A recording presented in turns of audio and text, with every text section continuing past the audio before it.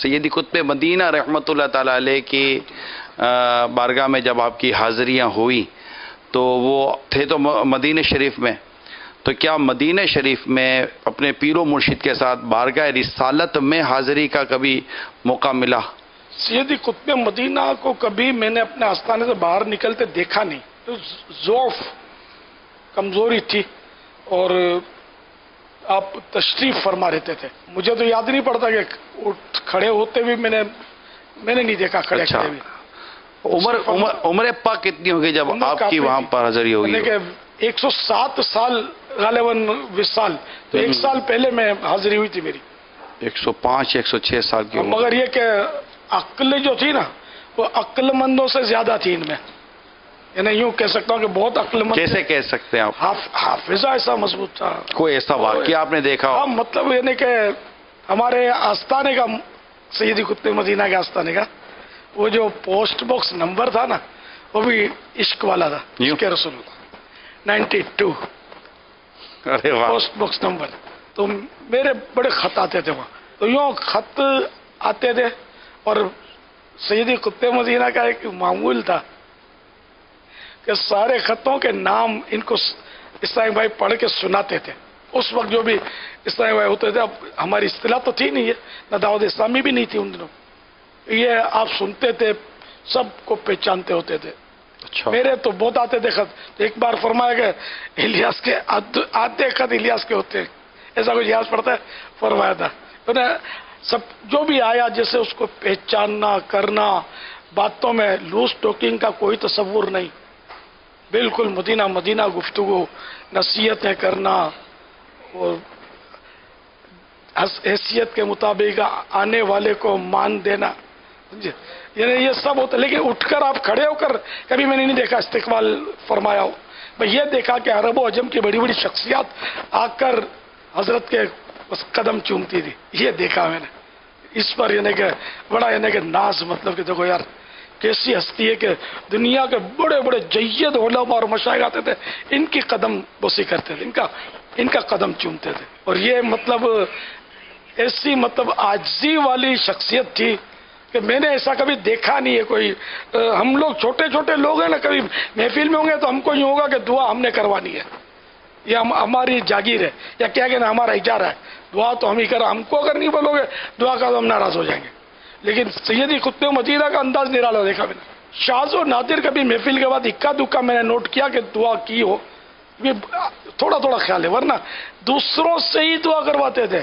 آپ دعا کر دیجئے محفل کے اختتام پر، آپ دعا کروا دیجئے. تو کسی کو حکم فرماتے اور وہاں کا وہ کوئی ماحول ایسا تھا، پھر نہیں حضرت آپ، نہیں حضرت آپ، ایسا کچھ نہیں تھا. آپ نے حکم دیا تو ماننے والی بات ہے، اس نے دعا کروانی ہے، یہ ہوتا تھا. اور کوئی دعا کا عرض کرتا کہ میرے لیے دعا فرما تو فرماتے دعا گو بھی ہوں، دعا جو بھی ہوں، دعا کرتا بھی ہوں اور دعا چاہتا بھی ہوں کہ میرے لیے بھی دعا کرو. تو یوں مطلب یہ کہ ہمارے سیدی قطب مدینہ میرے آقا میرے مولا، اور انشاءاللہ میری شفاعت بھی فرمائیں گے آقا کے صدقے میں. پیر تو مریدوں کی شفاعت کرے گا. کبھی ایسا ہوا ہے کہ آپ کو سیدی قطب مدینہ رحمۃ اللہ تعالی علیہ نے کوئی تحفہ عطا کیا ہو؟ اتنا یاد ہے کہ حضرت کے قدموں میں چائے کا تھرماس بھرا رہتا تھا. تو جو بھی آتا تھا مہمان تو اس کو چائے سے اس کی میزبانی کی جاتی تھی. وہ چائے میں نے پی ہے کئی بار، کیونکہ میں 2 بار عام طور پہ حاضری دیتا تھا. ایک تو شام کو جس کو کہہ لیجیے عصر کے بعد ہے نا، تو اور دوسرا عشاء کے بعد جو محفل، ڈیلی محفل بلا ناغہ آپ کے یہاں ہوتی تھی، محفل نعت. تو وہاں شاید میں بھی بلا ناغہ ہی حاضری دیتا تھا. میں ڈائریکٹ مدینہ شریف حاضر ہوا تھا، جدہ شریف سے مدینہ شریف. پھر مدینہ شریف میں کافی دن رہا تھا، 2 مہینے ہو سکتا رہا ہوں. تعداد دنوں کی بھول گیا ہوں میں. اور پھر وہ بس حج کے لیے گئے تھے، وہیں سے احرام قران کا باندھا تھا. آپ کا ایک تاریخی جملہ جو ہم نے آپ سے سنا قطب مدینہ رحمۃ اللہ تعالی علیہ کے تعلق سے، بڑا تاریخی جملہ ہے اور بڑا ایمان افروز وہ فرمان، الیاس تم جا نہیں رہے ہو، تم آ رہے ہو. آج اس کی جو تعبیر کی جاتی ہے اس ارشاد کی کہ اس کے بعد آپ کا کئی مرتبہ ماشاءاللہ سفر رہا، مدینہ پاک، مکہ مکرمہ، حج اور عمرہ، تو اس ٹائم جس ٹائم پہ انہوں نے فرمایا تھا کہ اس ٹائم پر آپ کے ذہن میں تھا کہ اس سے کوئی یہ مراد آ جائے گی یا یوں؟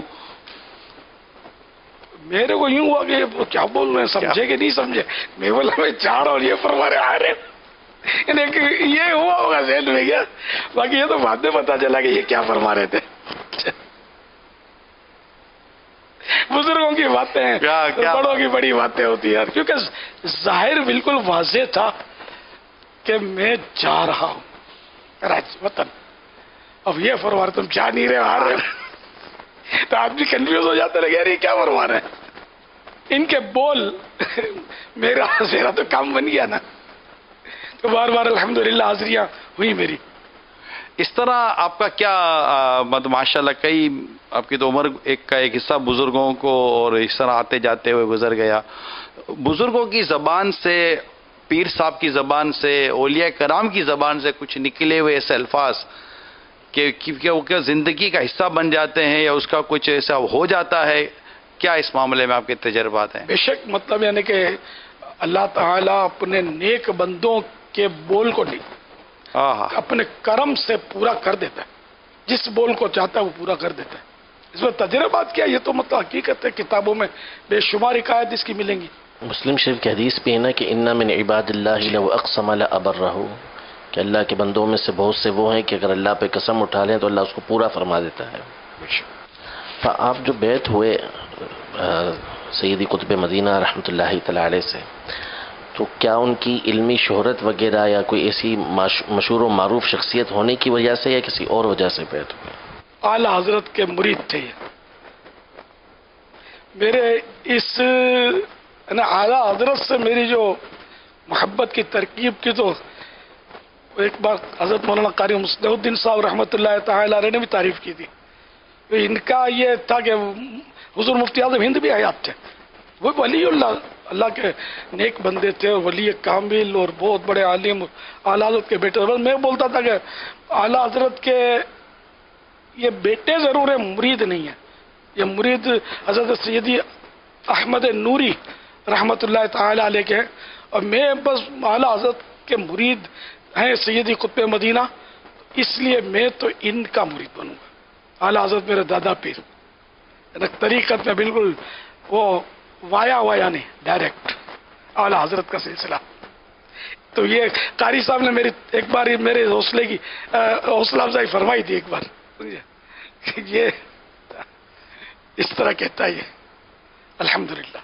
تو میرا یہ جذبہ تھا کہ بس میں اعلی حضرت، نعوذ باللہ اس سے کوئی کسی کی توہین نہیں ہے، نعوذ باللہ، بہت میرا مطلب دل یہ تھا کہ میں اعلی حضرت کے سلسلے میں ڈائریکٹ بیعت ہو جاؤں، پھر میں حضور مفتی اعظم ہند کے سلسلے سے پھر میں اس طرف جاتا، سیدی احمد نوری رحمۃ اللہ علیہ، پھر ان کے اوپر اس طرح، اگرچہ اعلی حضرت کی بھی حضور مفتی اعظم کے تو یہی تھے نا، جانشین بھی یہی تھے، لیکن بہرحال مرید نہیں تھے، تو یوں میری ایک موٹی سی عقل میں یوں آیا تھا۔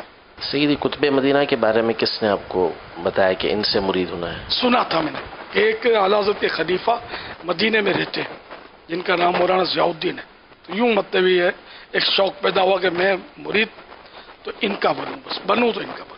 ویسے بھی تنقیدی ذہن اور میرا ذہن جو ہے نا پہلے سے مسائل کے تعلق سے تھوڑا بہت مسائل پڑھے ہوئے تھے میں نے، تو کہیں بھی مطلب آسانی سے کہیں مطلب جمتا نہیں تھا، تو وہ اعلی حضرت کا خلیفہ تو بس پھر اپنے بس پھر اور کیا چاہیے، اعلی حضرت کا خلیفہ تو پھر اعلی حضرت کا خلیفہ ہے نا، یہی صحیح ہے، ادھر چلو۔